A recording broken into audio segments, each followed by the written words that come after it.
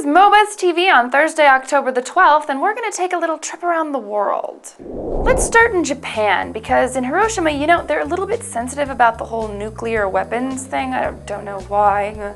But anyways, they've got this peace clock that counts the days since they were nuked. Oh, that would probably be why. And also the days since the last nuclear test. So they reset it on the 10th after North Korea's little explosion. The sad part is that it had only been counting for 40 days before that since the US had a subcritical test in August.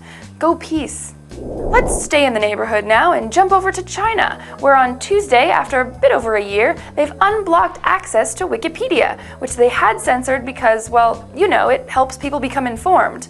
The site had been blocked in June of 2004, and speculation is that this was because of articles on Tiananmen Square in the run-up to the anniversary of those protests.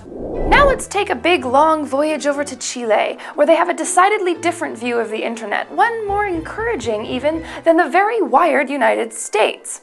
Two representatives from the Social Democrat Party have proposed the inclusion of access to the internet as a constitutionally protected right.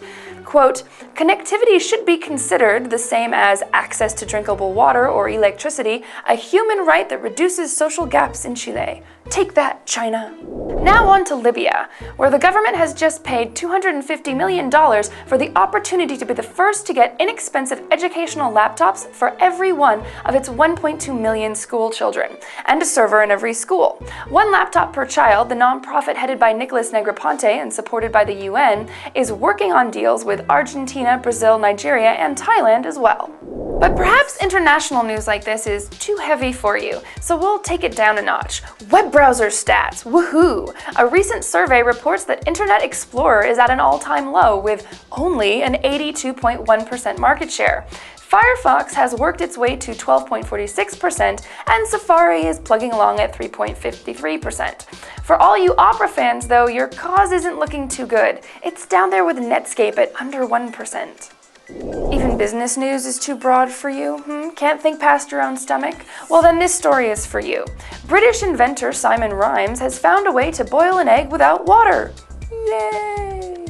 Yes, for the uber lazy among you, his contraption uses the heat of some halogen light bulbs, soft boils an egg in 6 minutes, and then cuts the top off at the perfect height for dipping toast soldiers. Now, what kind of a soldier would want to plunge themselves into a vat of yellow goo is beyond me.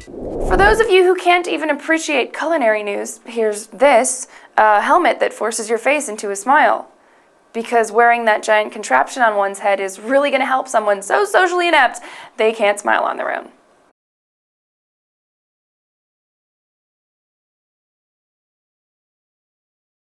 That's all for today, and now I'll leave you with this nifty video of two girls playing basketball. Watch carefully though and tell me if you can figure out how to do that basketball shadow bit. I don't get it.